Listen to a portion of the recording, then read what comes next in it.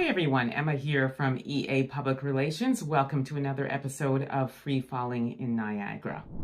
This week I'm going to talk about racism in Canada. Now, there seems to be a preconceived notion that racism doesn't exist in Canada, and it only exists in the United States and other parts of the world. I'm here to tell you it absolutely does exist. Now, there's two words that separate racism in Canada versus the United States, and that's covert and overt. Now, on the Canadian side, the racism that occurs is covert, while on the United States side, the racism that occurs is overt. Now, I offer a unique perspective on both because I've actually experienced both. Growing up in the suburbs of Quebec, I experienced overt racism. Now, anything can happen from chanting the N-word and maybe the other 2 or 3 words that the children in the neighborhood actually knew in English, which was dog, black, and the N-word. So, walking to school, the kids would circle us, chant those words to us, throw stones at us, put garbage in our backyard, injure our dog. They even called our dog the N-word. So this was very, very overt. And we went through this for a number of years. What my parents finally realized is the best way that we can overcome this was to start fighting back. You see, initially, my parents told us to ignore the children in the neighborhood because what she didn't want, or they didn't want, was that narrative that here are these black kids and they are exactly what we think they are. So we were told to ignore them. But again, after many years of going through this, my parents finally realized the best way is to fight back. So once we started fighting back, we eventually earned the respect. Fast forward to my adult years, and now we're dealing with covert racism.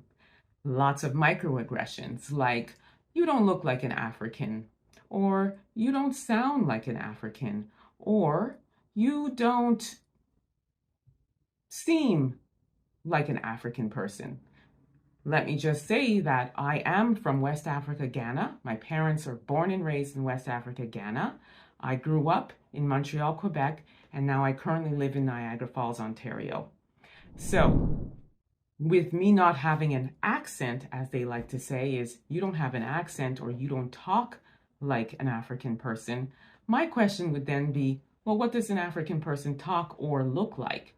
And then I would get responses like, oh, they're usually very dark skinned and they have big features like big nose, big mouth, big eyes, etc. And when I would lay them out and call them out and say, this is racist, then of course comes the de facto. Oh my goodness, I'm not racist. My best friend is black. My child is black. My husband is black. My coworkers are black. So these are the microaggressions that happen. Talking about my hair. Oh, your hair. It's so beautiful. Can I touch it? Or, how do you wash it? Or do you wash it every day? And again, my response would be like, do you wash your hair? So these are the kind of things that happen on the covert side. Another example is going for a job, let's say. And I'm up for the job. I'm equally as qualified as my white counterpart. Who do you think ends up with the job? And what do you think the reason is? Of course, the reason is that person had more experience. When in fact, oftentimes, I had more experience, but I ended up not getting the job. What a lot of Black women do is we will try to do things like wear wigs, try to have our hair straight. Some women will even wear colored contacts. They'll do anything that they can do to land that job because of the covert racism that exists here. Now, what I intend to do on my channel and throughout is I will be interviewing different people who have experienced racism in Canada because it's important to me to send the narrative and the messaging that racism actually does exist in Canada. So keep it locked. I intend to interview a plethora of people, and they will share so many examples of what they've experienced. I too will also share more experiences, and I'm really, really looking forward to sharing this with you. Thank you so much. Thank you so much for tuning in. Keep it locked. I'm coming with you, or I'm coming to you rather, with plenty of experiences of racism in Canada. Thanks very much. I will see you soon.